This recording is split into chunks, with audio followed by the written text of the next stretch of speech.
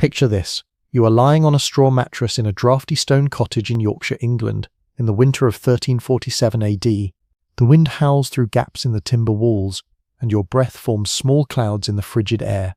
Beside you, your husband's calloused hand finds yours beneath the rough wool blanket.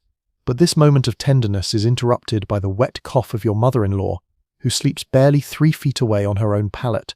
Beyond her, your 2 young children shift restlessly in their shared bed, and in the corner, the pregnant sow that will feed your family through spring grunts softly in her pen. This is intimacy in the medieval world, stolen moments between the snores of relatives, whispered endearments masked by the crackling of dying embers, and the constant awareness that every gesture, every touch, every breath is witnessed by someone.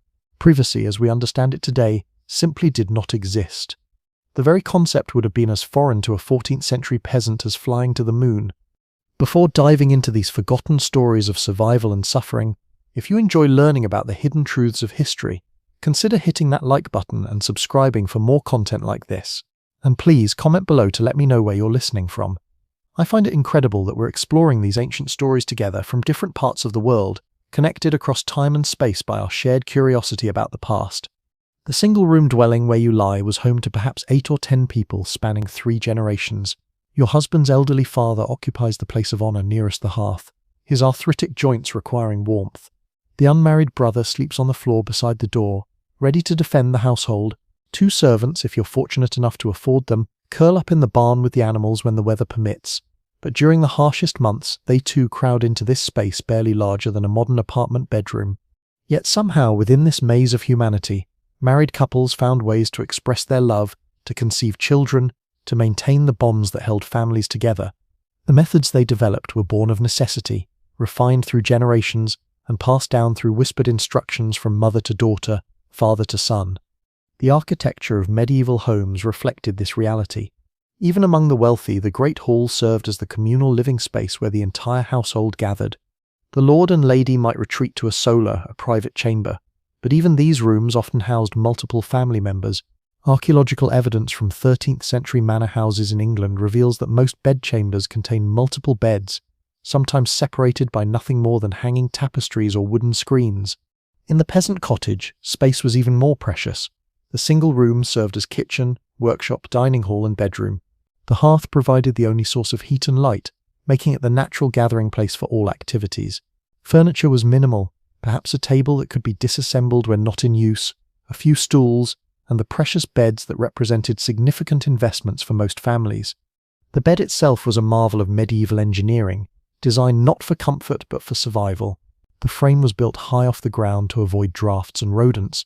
The mattress, a generous term for what was often little more than a sack filled with straw, feathers, or rags, was covered with whatever fabric the family could afford. The wealthy might have linen sheets, while the poor made do with rough wool or hemp. Multiple families often owned a single set of bed linens, washed perhaps once a month if water was available. But the physical constraints were only part of the challenge. Medieval society operated according to strict social hierarchies and codes of conduct that governed every aspect of daily life. The church taught that sexual desire was sinful, to be indulged only within marriage, and only for the purpose of procreation. Public displays of affection were frowned upon, and marital relations were expected to be conducted with discretion and modesty. These moral constraints created a complex web of unspoken rules and subtle communications. A married couple might signal their intentions through seemingly innocent gestures, a lingering touch when passing a cup of ale, a meaningful glance across the hearth, a whispered comment about checking the animals in the barn. These coded messages had to be interpreted correctly by the intended recipient, while remaining invisible to the watchful eyes of parents, siblings, and servants. The timing of intimate moments required careful choreography. Most households followed a rhythm dictated by the seasons and the demands of agricultural life. During harvest time, when everyone worked from dawn to dusk, exhaustion often trumped desire. Winter brought its own challenges, the cold that made undressing dangerous, the early darkness that compressed all activities into a few precious hours around the fire, and the close quarters that made every sound audible to sleeping family members. Spring offered the best opportunities for privacy. As the weather warmed and the days lengthened, couples could escape to the fields under the pretense of checking crops or gathering herbs. The forest provided secluded spots for clandestine meetings, though these excursions carried risks, bandits, wild animals, and the ever-present threat of discovery by neighbors who might gossip or report suspicious behavior to local authorities. Summer brought its own rhythm of opportunity and constraint. The long days of agricultural work meant that couples might find themselves alone in the fields during the heat of midday when others sought shade. But the harvest season also brought additional laborers, hired hands, relatives from neighboring villages, and migrant workers who further crowded the already cramped living spaces. The church calendar imposed additional restrictions on intimate relations. The medieval Catholic Church designated numerous feast days, fast days, and periods of penance during which marital relations were forbidden. Advent, Lent, and the weeks surrounding major religious holidays were times of mandatory abstinence. Even within marriage, couples were expected to refrain from sexual activity on Wednesdays, Fridays, and Sundays, leaving only 4 days a week when intimacy was religiously sanctioned. Pregnancy brought its own set of challenges and opportunities. Church doctrine decreed that sexual relations should cease once a woman was visibly pregnant, and the period of purification after childbirth, typically 40 days, further restricted intimacy. Yet these same periods of enforced celibacy created anticipation and longing that intensified the eventual reunion. The midwife played a crucial role in managing these intimate aspects of married life. She was often the only person in the community with detailed knowledge of female anatomy and reproductive cycles. Her advice on timing, positioning, and contraception was sought secretly by women who dared not discuss such matters openly.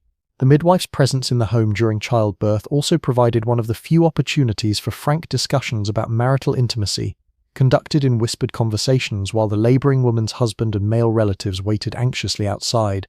Children presented perhaps the greatest challenge to marital privacy. In most medieval households, children slept in the same room as their parents well into adolescence. The concept of separate bedrooms for children was unknown except among the very wealthy. Young children were often oblivious to their parents' intimate moments, but older children posed a more delicate problem. The solution was a complex system of education and willful ignorance.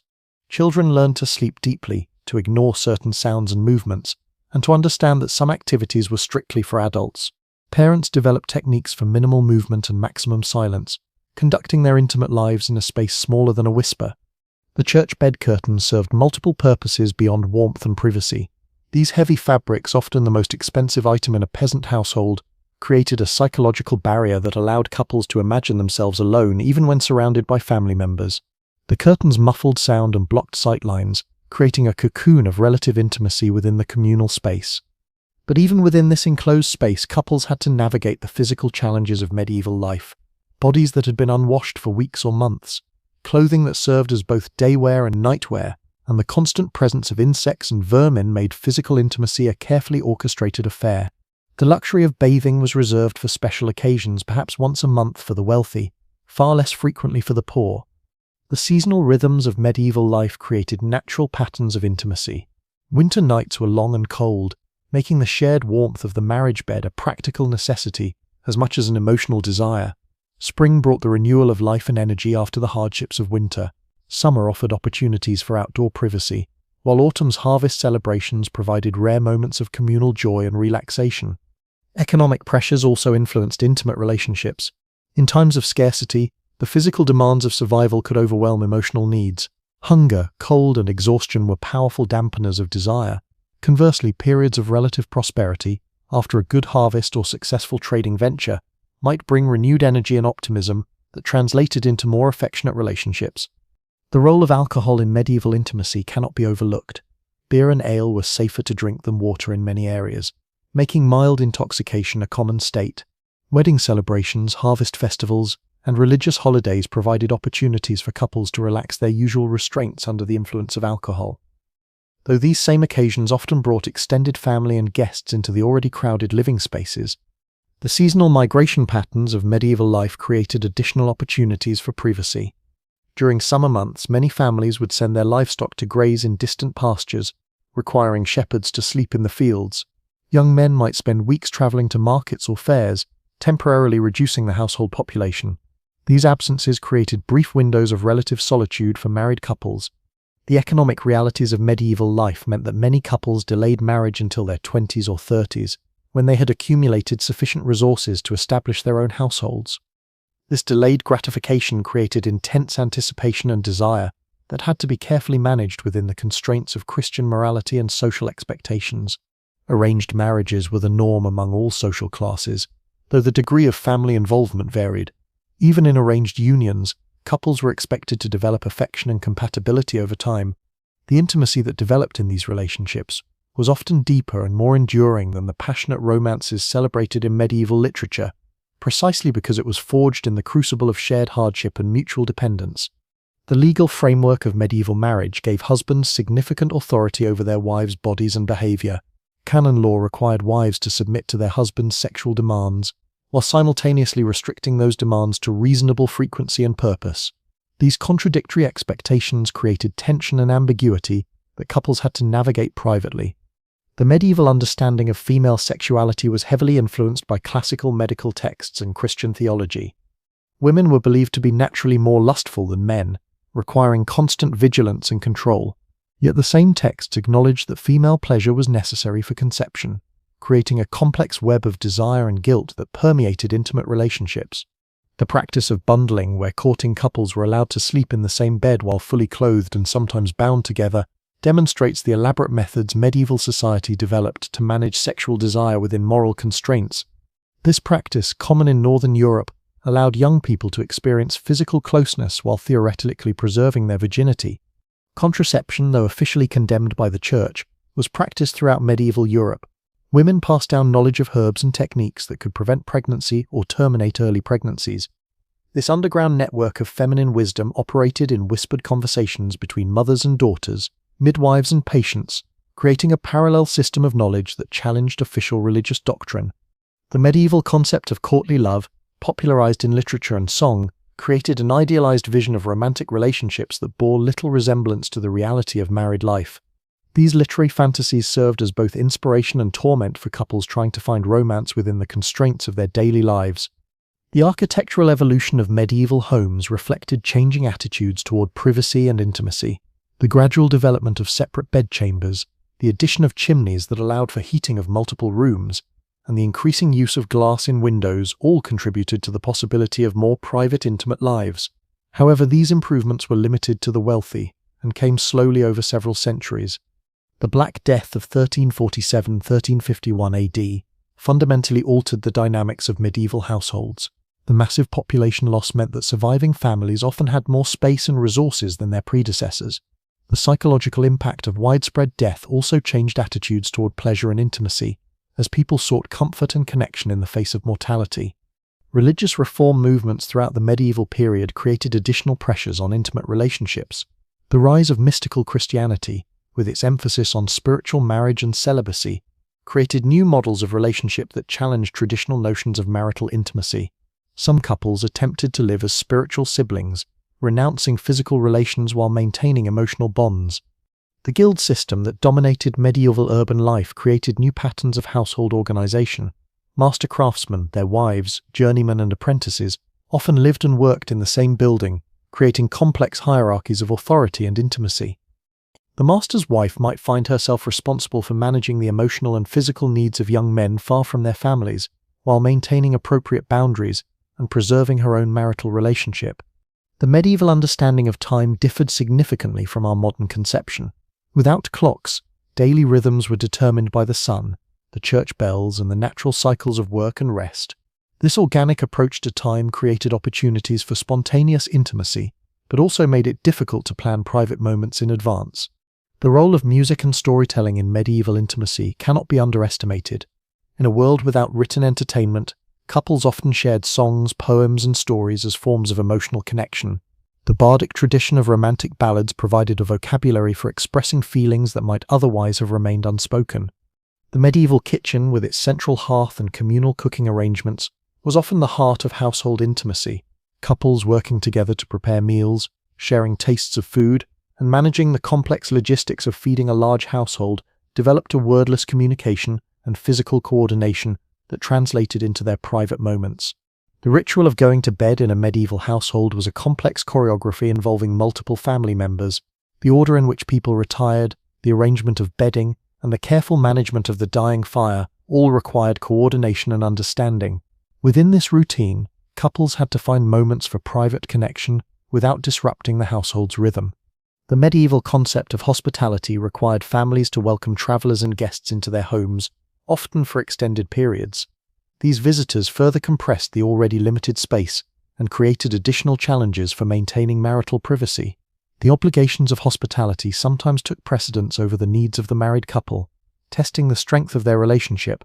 The seasonal celebrations of medieval life, harvest festivals, religious holidays, and life cycle events provided rare opportunities for community-wide relaxation of normal social constraints. These celebrations often featured dancing, drinking, and ritualized courtship behaviors that allowed married couples to express their affection more openly than usual. The medieval understanding of marriage as a sacrament meant that intimate relationships were believed to have spiritual as well as physical dimensions. This theological framework provided couples with a language for discussing their relationship that transcended mere physical attraction, creating possibilities for deeper emotional connection. The practice of pilgrimages offered medieval couples unique opportunities for privacy and intimacy. The journey to holy sites often required weeks or months of travel, during which couples could experience a degree of freedom from family and community oversight that was impossible in their daily lives. The shared hardships and spiritual experiences of pilgrimage often strengthened marital bonds. The medieval legal system's treatment of domestic violence and marital rape reveals the complex power dynamics within intimate relationships. While wives were expected to submit to their husbands, there were recognized limits to acceptable behavior. The community's role in policing these boundaries created additional pressures on couples to maintain the appearance of harmonious relationships. The medieval understanding of mental illness and emotional disturbance had significant implications for intimate relationships. Conditions that we might recognize as depression, anxiety, or trauma were often attributed to spiritual causes or imbalances in bodily humors. Couples dealing with these challenges had to navigate them without modern therapeutic frameworks or pharmaceutical interventions. The role of extended family in medieval households created complex networks of alliance and obligation that influenced intimate relationships. A wife's relationship with her mother-in-law, a husband's responsibilities to his siblings, and the presence of unmarried relatives all shaped the dynamics of marital intimacy. The medieval practice of fosterage, sending children to be raised in other households, created additional complications for parental intimacy. Parents had to balance their emotional needs with the practical requirements of their children's education and advancement, often making painful decisions about separation and reunion. The economic importance of marriage in medieval society meant that intimate relationships were always embedded within broader networks of property, inheritance, and social obligation. Couples had to navigate their personal desires within the context of family expectations and community standards. The medieval understanding of the body and its functions influenced intimate relationships in ways that are difficult for modern people to comprehend. The lack of privacy for basic bodily functions, the communal nature of hygiene practices, and the different standards of modesty all shaped how couples experienced physical intimacy. The role of godparents and spiritual relationships in medieval society created additional layers of social obligation that influenced intimate relationships. These quasi-familial bonds extended the network of people who might have legitimate interests in a couple's private life. The medieval practice of rough music, community-organized public shaming of couples who violated social norms, created powerful incentives for maintaining the appearance of appropriate marital behavior. This community surveillance system meant that intimate relationships were never truly private, even within the confines of the home. The seasonal rhythms of medieval religious life created natural patterns of intimacy and abstinence that couples had to navigate. The Church's teaching that certain times were more appropriate for marital relations created a complex calendar of spiritual and physical obligations. The medieval understanding of conception and pregnancy influenced intimate relationships in ways that reflected both scientific ignorance and theological conviction. The belief that maternal thoughts and experiences could influence the unborn child created additional pressures on pregnant women and their husbands. The practice of wet nursing among the wealthy created unique challenges for marital intimacy. The decision to send an infant to a wet nurse was often motivated by the desire to resume marital relations more quickly, but it also created emotional complications and social obligations that affected the couple's private life. The medieval understanding of grief and mourning influenced intimate relationships in profound ways. The high rates of infant and child mortality meant that couples frequently had to navigate the emotional aftermath of loss while maintaining their physical and emotional connection to each other. The role of servants in medieval households created complex dynamics of authority and intimacy. The presence of domestic staff who might witness private moments, the need to maintain appropriate boundaries with young servants, and the practical challenges of managing household labor all influenced how couples experienced their private lives. The medieval practice of arranged remarriage after the death of a spouse created unique challenges for developing new intimate relationships. Widows and widowers had to navigate the emotional complexities of forming new bonds while honoring the memory of their deceased partners. The medieval understanding of sin and redemption influenced intimate relationships in ways that created both constraint and possibility. The belief that marital intimacy could be sanctified through proper intention and behavior provided couples with a theological framework for understanding their physical relationship. The role of confession in medieval spiritual life meant that intimate relationships were subject to clerical scrutiny and guidance. The requirement to confess sexual sins to a priest created additional pressures on couples to conform to religious expectations while maintaining their private bond. The medieval practice of spiritual friendship, intense emotional bonds between individuals of the same sex, created complex dynamics within households that influenced marital relationships. These friendships provided emotional outlets that both complemented and sometimes competed with spousal bonds. The medieval understanding of honor and reputation influenced intimate relationships in ways that extended far beyond the private sphere. A couple's ability to maintain the appearance of proper marital behavior was essential to their social standing and economic opportunities. The seasonal patterns of medieval warfare created unique challenges for maintaining intimate relationships. The departure of men for military campaigns, the arrival of soldiers seeking shelter, and the constant threat of violence all influenced how couples experienced their private lives. The medieval practice of apprenticeship and service created complex household dynamics that influenced intimate relationships. The presence of young people from other families, the responsibilities of masters and mistresses for their charges, and the emotional complications of quasi-parental relationships all shaped the context of marital intimacy. The medieval understanding of old age and its effects on intimate relationships reflected both practical realities and cultural expectations. The belief that sexual desire naturally diminished with age provided couples with a framework for understanding changes in their physical relationship over time. The role of magic and folk beliefs in medieval culture influenced intimate relationships in ways that often conflicted with official religious teaching. The use of love potions, fertility charms, and protective amulets created alternative frameworks for understanding and managing marital intimacy. The medieval practice of pilgrimage created unique opportunities for spiritual and physical intimacy. The shared experience of religious devotion, the temporary freedom from social constraints, and the physical demands of travel all influenced how couples related to each other during these journeys. The medieval understanding of dreams and their significance influenced intimate relationships in ways that reflected both psychological insight and theological conviction. The belief that dreams could reveal divine will or demonic temptation created additional layers of meaning in couples' private experiences. The seasonal celebrations of medieval life provided rare opportunities for community-wide relaxation of normal social constraints. These festivals often featured ritualized courtship behaviors, dancing, and drinking that allowed married couples to express their affection more openly than usual. The medieval practice of dowry and bride price created economic frameworks for intimate relationships that influenced how couples understood their mutual obligations. The exchange of property and resources at marriage created practical bonds that complemented emotional connections. The role of midwives in medieval society extended far beyond childbirth to include guidance on intimate relationships. These women often served as confidential advisors to married couples, providing practical advice on contraception, sexual technique, and marital harmony. The medieval understanding of the relationship between physical and spiritual health influenced intimate relationships in complex ways. The belief that sexual behavior could affect both bodily health and spiritual well-being created additional considerations for couples navigating their private lives. The practice of communal sleeping arrangements in medieval households created unique challenges for maintaining marital intimacy. The need to share beds with children, relatives, and servants required couples to develop subtle communication systems and exceptional discretion. The medieval understanding of female sexuality reflected both medical ignorance and theological conviction. The belief that women were naturally more lustful than men created contradictory expectations that couples had to navigate in their private relationships. The role of gossip and community surveillance in medieval society meant that intimate relationships were always subject to public scrutiny. The need to maintain reputation and social standing created additional pressures on couples to conform to community expectations. The medieval practice of trial marriage, cohabitation before formal wedding ceremonies, created unique opportunities for couples to develop intimate relationships while maintaining some degree of social acceptability.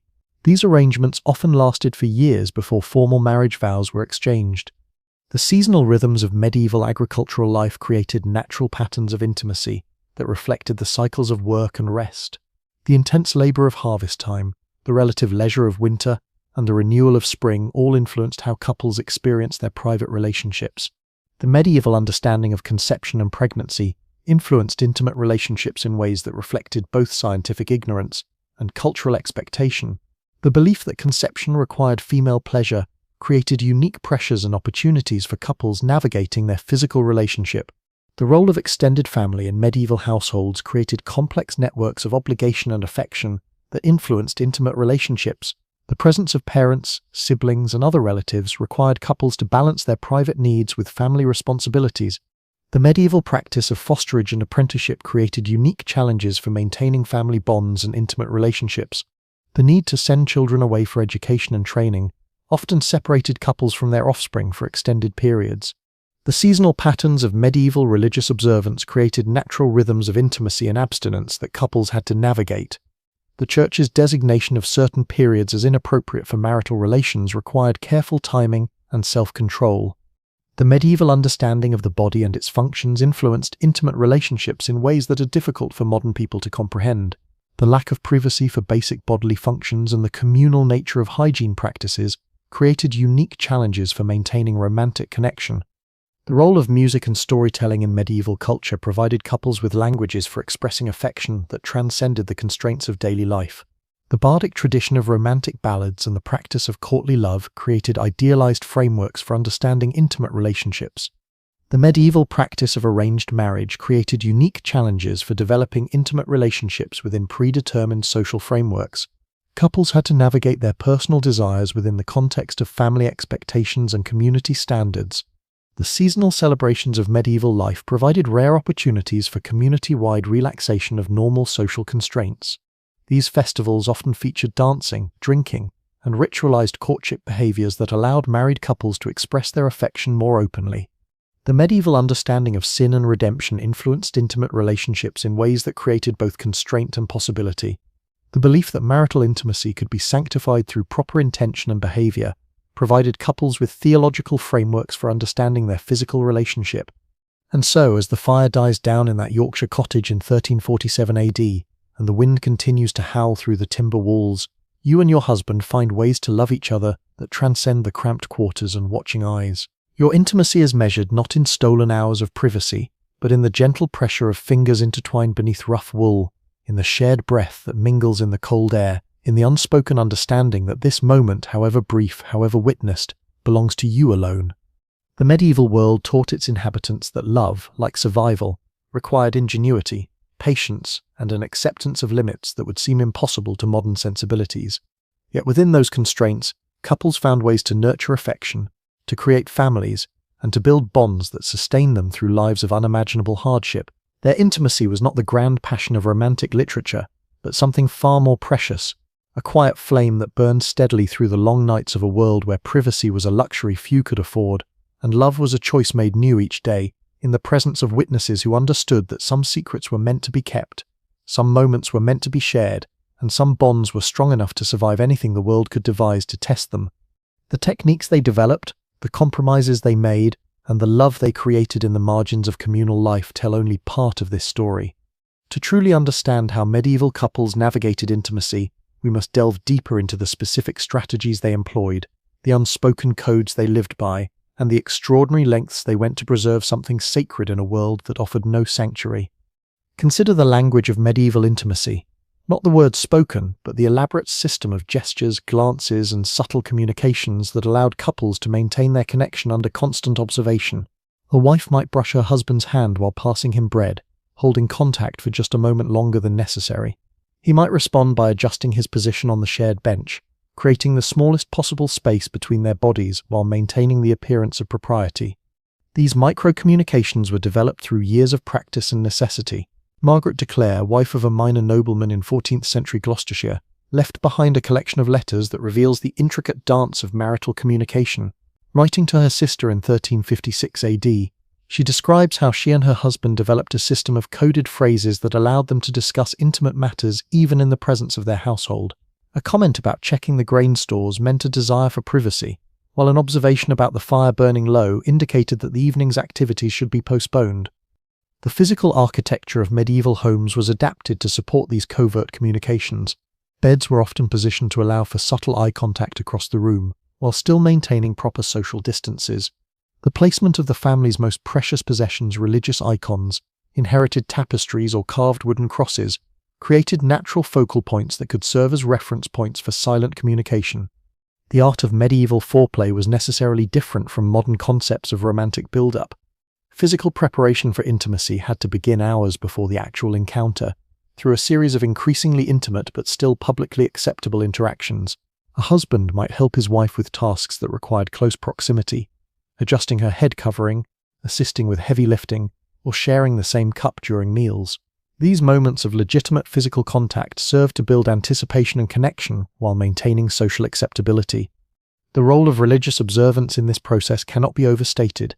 Evening prayers, conducted by the head of household, provided one of the few opportunities for couples to kneel side by side, their voices joining in familiar words while their bodies shared the same small space. The rhythm of shared prayer created a sense of unity and intimacy that transcended the physical limitations of their circumstances. The seasonal rhythms of medieval life created natural patterns of intimacy that couples learned to anticipate and exploit.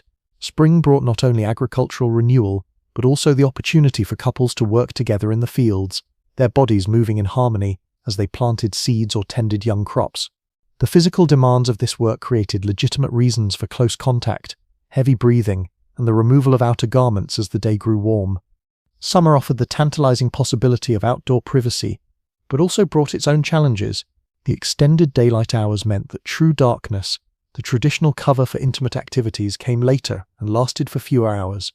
Couples had to learn to find intimacy in the twilight hours, when the household was settling into sleep, but complete darkness had not yet fallen.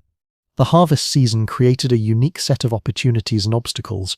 The intense physical demands of gathering crops often left couples too exhausted for intimate connection, but the communal nature of harvest work also created opportunities for couples to slip away from the main group under the pretense of checking distant fields or gathering specific crops that grew in more secluded locations.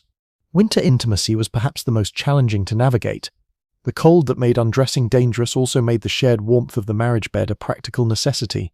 Couples learned to find pleasure in the simple act of sharing body heat, their intimacy constrained by the multiple layers of clothing that served as protection against the bitter cold. The medieval understanding of time played a crucial role in these intimate relationships. Without mechanical clocks, the rhythm of daily life was determined by the sun, the church bells, and the natural cycles of work and rest. This organic approach to time meant that couples could not schedule intimate moments with precision, but it also created opportunities for spontaneous connection when circumstances unexpectedly aligned.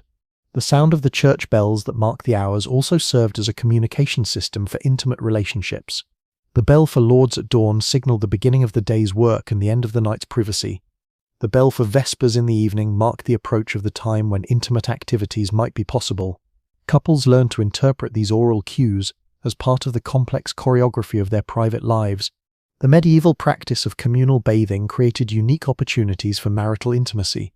Though full immersion baths were rare luxuries, the weekly ritual of washing face and hands provided couples with legitimate reasons to handle each other's bodies with care and attention. The act of helping a spouse wash their hair or clean hard-to-reach areas became a form of intimate service that was both practical and emotionally meaningful. The preparation of food offered another avenue for intimate connection.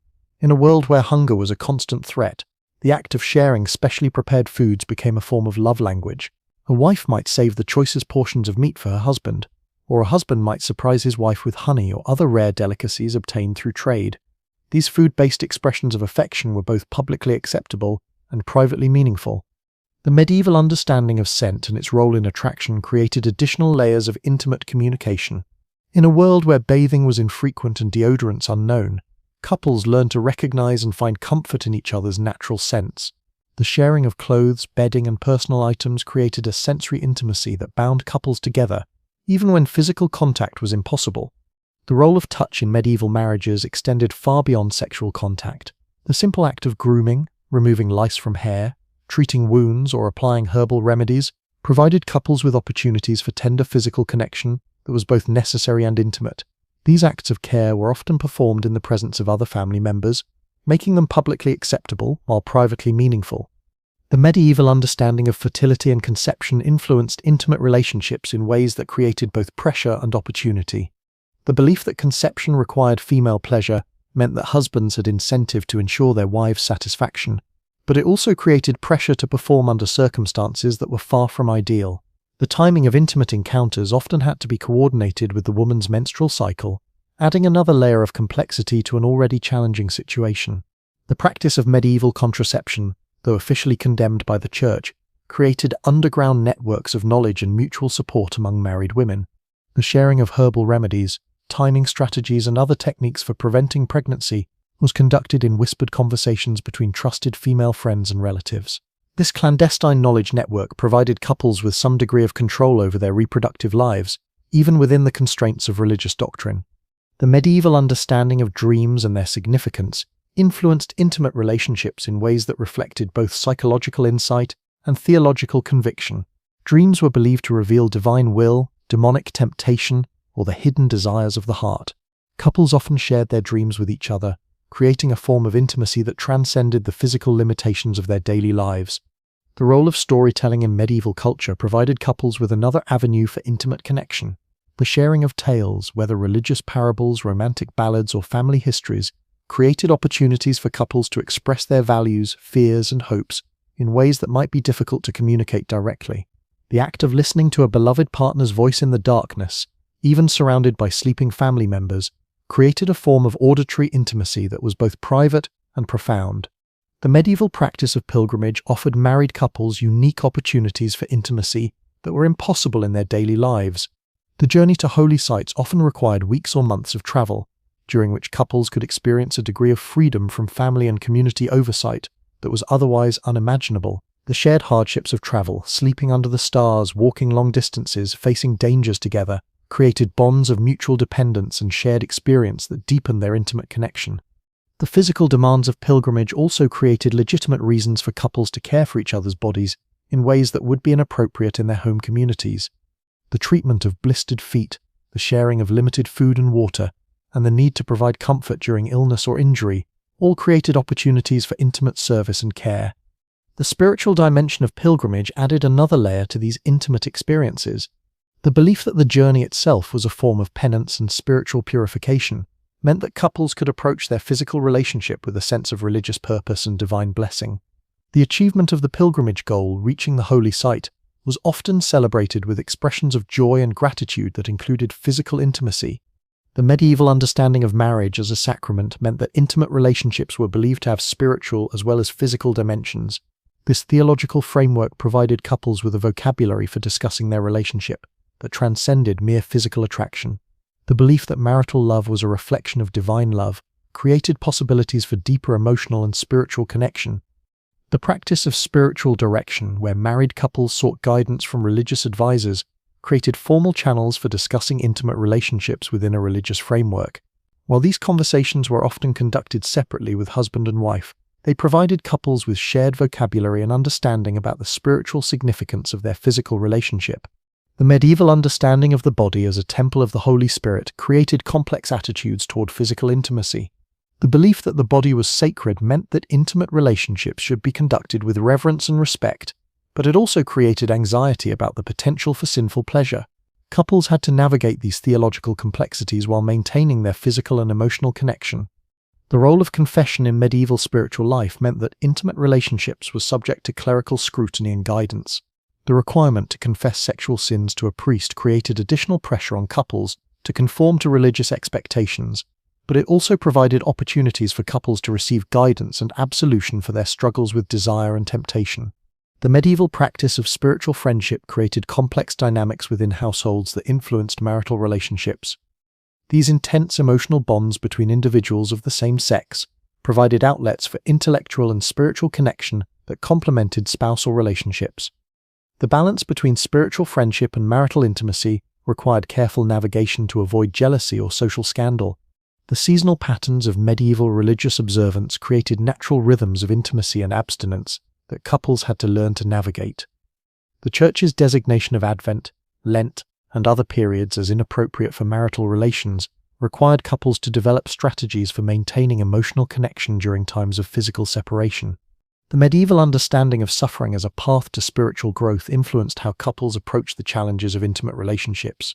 The belief that hardship could lead to greater spiritual understanding meant that couples might interpret their struggles with privacy and intimacy as opportunities for spiritual development, rather than simply as problems to be solved. The practice of medieval mysticism created alternative models of intimate relationship that challenged conventional notions of marriage.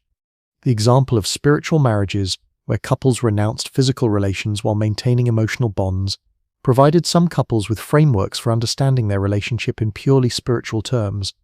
The role of extended family in medieval households created complex networks of obligation and affection that influenced intimate relationships. The presence of parents, siblings, and other relatives meant that couples had to balance their private needs with family responsibilities and expectations. The medieval practice of fosterage, where children were sent to other households for education and training, created additional challenges for maintaining family bonds and intimate relationships. The decision to send a child away was often motivated by economic or social considerations, but it also created opportunities for couples to rediscover their relationship without the constant presence of children. The seasonal migration patterns of medieval life created additional opportunities for privacy and intimacy. The movement of livestock to summer pastures, the travel required for trade and commerce, and the seasonal demands of different types of work all created temporary changes in household composition that couples learned to anticipate and exploit. The medieval understanding of hospitality required families to welcome travelers and guests into their homes, often for extended periods. These obligations created additional challenges for maintaining marital privacy, but they also provided opportunities for couples to demonstrate their unity and partnership in managing household responsibilities. The practice of medieval entertainment, music, dancing, storytelling, and games provided couples with opportunities for playful interaction that was both publicly acceptable and privately meaningful. The shared laughter and joy of these activities created emotional bonds that strengthened intimate relationships. The medieval understanding of gender roles influenced intimate relationships in ways that created both constraints and opportunities. The expectation that wives should be submissive to their husbands created power imbalances that affected intimate relationships, but it also provided clear frameworks for understanding mutual obligations and expectations. The practice of medieval courtship, even within arranged marriages, created opportunities for couples to develop emotional connections before and after their wedding. The exchange of gifts, the sharing of meals, and the gradual increase in physical contact all provided couples with ways to build intimacy within socially acceptable frameworks. The medieval understanding of love as a virtue to be cultivated rather than simply a feeling to be experienced influenced how couples approached their intimate relationships. The belief that love could be developed through practice and intention meant that couples could work to strengthen their bonds even when circumstances made spontaneous expression difficult. The role of medieval women in managing household economies created opportunities for intimate partnership that transcended simple physical attraction. The shared responsibility for managing resources, planning for the future, and maintaining family welfare created bonds of mutual dependence and respect that strengthened intimate relationships. The practice of medieval medicine created unique opportunities for intimate care and connection. The treatment of illness and injury often required couples to care for each other's bodies in ways that were both necessary and intimate. The knowledge of herbal remedies, the application of treatments, and the provision of comfort during suffering all created opportunities for tender physical connection. The medieval understanding of death and its inevitability influenced intimate relationships in ways that created both urgency and acceptance. The constant presence of mortality meant that couples had to find ways to express their love and commitment within the constraints of uncertain lifespans and unpredictable circumstances. The practice of medieval funeral rites created formal opportunities for couples to express their grief and love in ways that were both publicly acceptable and privately meaningful. The rituals of mourning, the sharing of memories, and the provision of comfort during bereavement all created opportunities for intimate connection during times of profound loss.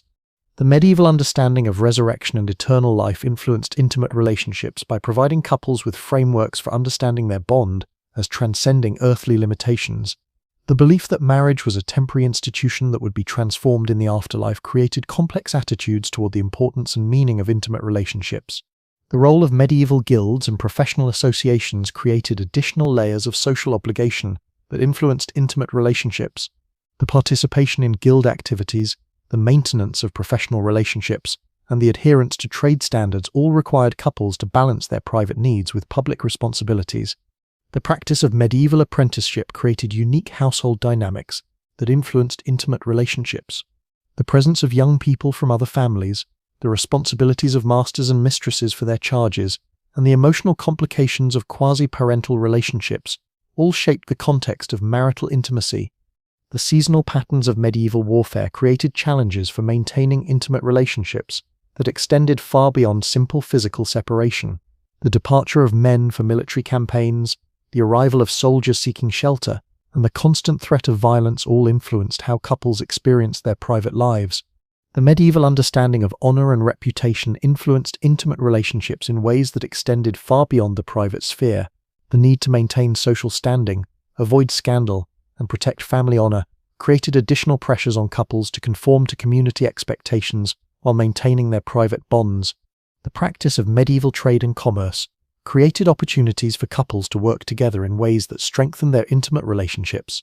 The management of shops, the participation in markets, and the development of customer relationships all required couples to function as economic partners as well as romantic partners. The medieval understanding of education and its importance for family advancement created additional challenges for intimate relationships. The decision to invest in children's education, the choice of tutors or schools, and the management of educational expenses all required couples to balance their private needs with family responsibilities. The role of medieval law in governing intimate relationships created formal frameworks for understanding marital obligations and rights.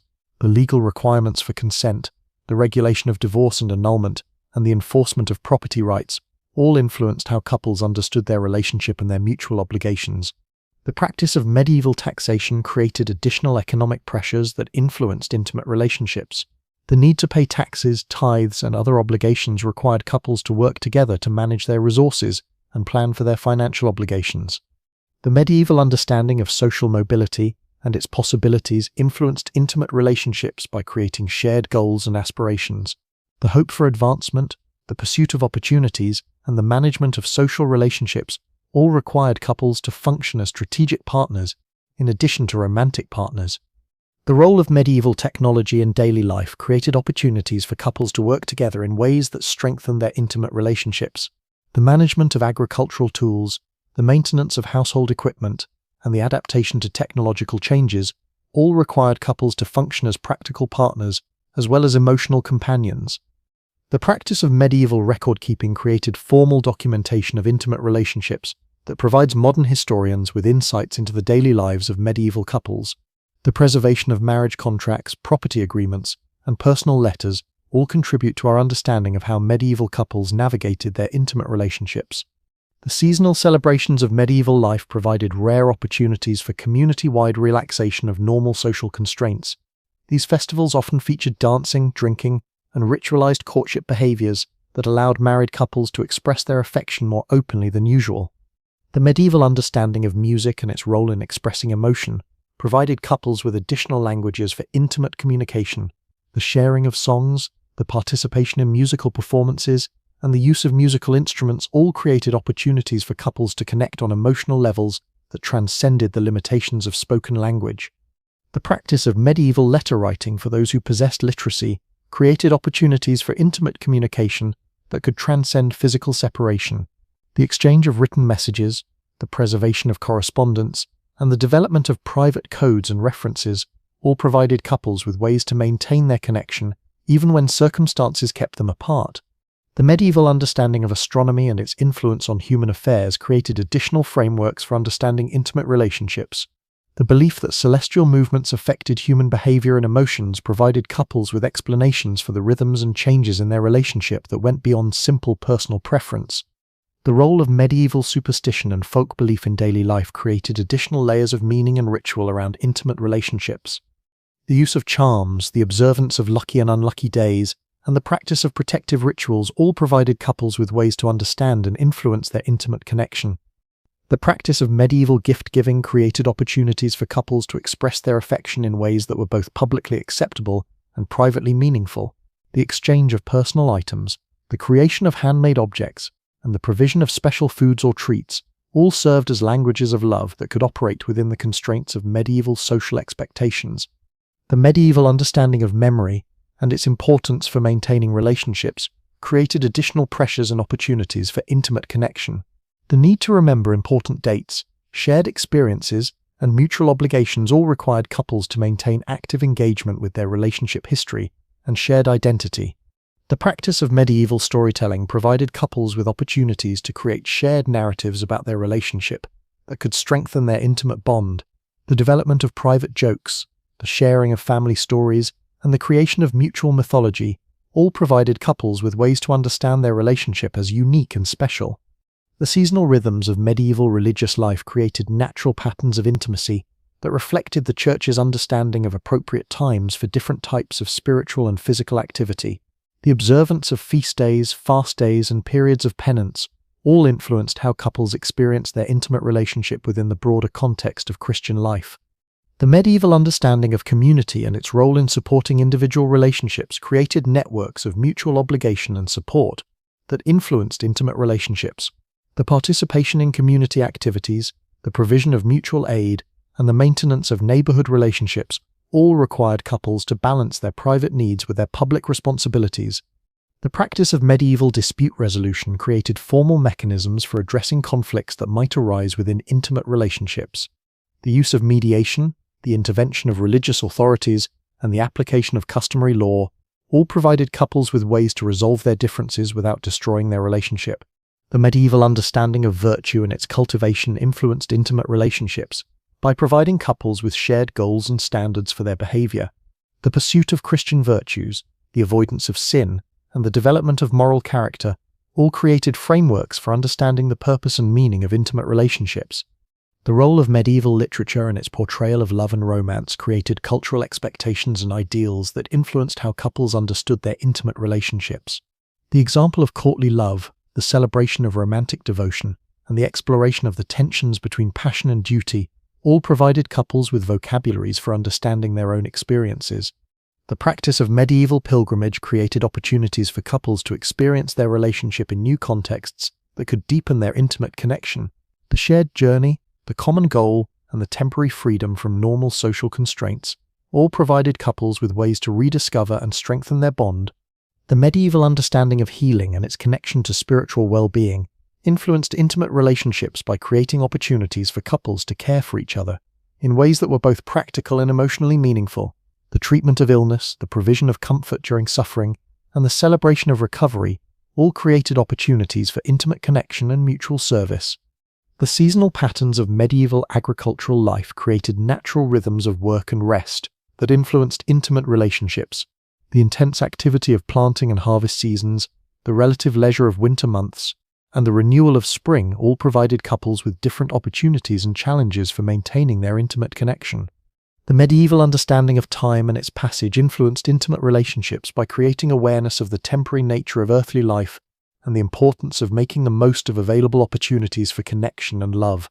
The recognition of mortality, the appreciation of present moments, and the hope for eternal reunion all shaped how couples approached their intimate relationships. The practice of medieval hospitality created opportunities for couples to demonstrate their unity and partnership in ways that strengthened their intimate bond. The welcome of guests, the provision of food and shelter, and the maintenance of household harmony all required couples to function as effective partners while maintaining their private connection.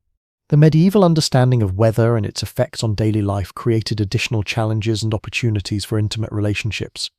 The need to adapt to seasonal changes, the management of weather-related hardships, and the celebration of favorable conditions all influenced how couples experienced their intimate connection within the broader context of survival and prosperity. The role of medieval animals in daily life created additional contexts for intimate relationships that reflected the interconnectedness of human and natural worlds. The care of livestock, the management of working animals, and the appreciation of pets all provided couples with opportunities to express their nurturing instincts and their capacity for care and responsibility. The practice of medieval craftsmanship created opportunities for couples to work together in ways that combined practical necessity with artistic expression. The creation of household objects, the maintenance of tools and equipment, and the development of skilled techniques all provided couples with ways to collaborate that strengthened their intimate partnership. The medieval understanding of beauty and its role in human experience influenced intimate relationships by creating shared appreciation for the aesthetic dimensions of life. The enjoyment of music, the appreciation of visual beauty, and the celebration of artistic achievement all provided couples with ways to connect on levels that transcended the merely practical aspects of their relationship. The seasonal celebrations of medieval life provided opportunities for couples to participate in community activities that strengthened their intimate bond while fulfilling their social obligations. The observance of religious holidays, the participation in seasonal festivals, and the maintenance of cultural traditions all created context for couples to express their unity and shared identity. The medieval understanding of mystery and its role in human experience influenced intimate relationships by creating awareness that some aspects of love and connection transcended rational understanding. The acceptance of mystery, the appreciation of the unknown, and the celebration of the inexplicable all provided couples with ways to approach their intimate relationship with wonder and reverence. The practice of medieval prayer and meditation created opportunities for couples to share spiritual experiences that deepened their intimate connection. The participation in religious services, the observance of private devotions, and the development of spiritual disciplines all provided couples with ways to connect on levels that transcended the purely physical aspects of their relationship. The medieval understanding of light and darkness and their symbolic significance influenced intimate relationships by creating awareness of the sacred dimensions of physical intimacy. The association of light with divine presence, the understanding of darkness as both mystery and danger, and the appreciation of the interplay between illumination and shadow all provided couples with rich symbolic vocabularies for understanding their intimate experiences. The seasonal rhythms of medieval life created natural patterns of intimacy that reflected the deep connection between human relationships and the natural world. The renewal of spring, the abundance of summer, the harvest of autumn, and the rest of winter all provided couples with metaphors and frameworks for understanding the cycles and changes in their intimate relationship. The medieval understanding of silence and its role in human experience influenced intimate relationships by creating appreciation for the power of wordless communication. The sharing of silent moments, the communication through touch and gesture, and the development of intuitive understanding all provided couples with ways to connect that transcended the limitations of spoken language. The practice of medieval work and its integration with daily life created opportunities for couples to collaborate in ways that strengthened their intimate partnership. The sharing of labor, the coordination of tasks, and the achievement of common goals all provided couples with ways to express their love through practical service and mutual support. The medieval understanding of home and its significance as a sacred space influenced intimate relationships by creating awareness of the importance of creating and maintaining environments that supported love and connection. The arrangement of living spaces, the creation of beauty within practical constraints, and the establishment of routines and traditions all provided couples with ways to express their commitment to their shared life. The seasonal patterns of medieval religious observance created opportunities for couples to share spiritual experiences that deepened their intimate connection while fulfilling their religious obligations. The observance of holy days, the participation in seasonal liturgies, and the practice of seasonal devotions all provided couples with ways to understand their intimate relationship within the broader context of their faith and their community. The medieval understanding of journey and its role in human experience influenced intimate relationships by creating awareness that love itself was a form of pilgrimage that required dedication, perseverance, and faith.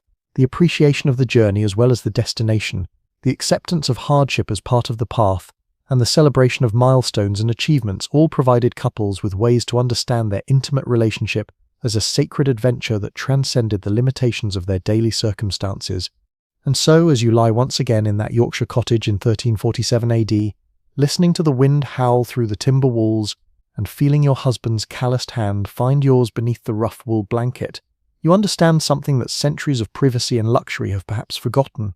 Intimacy was never about the space you had, but about the space you created. Love was never about the silence you could buy, but about the understanding you could build in the noise.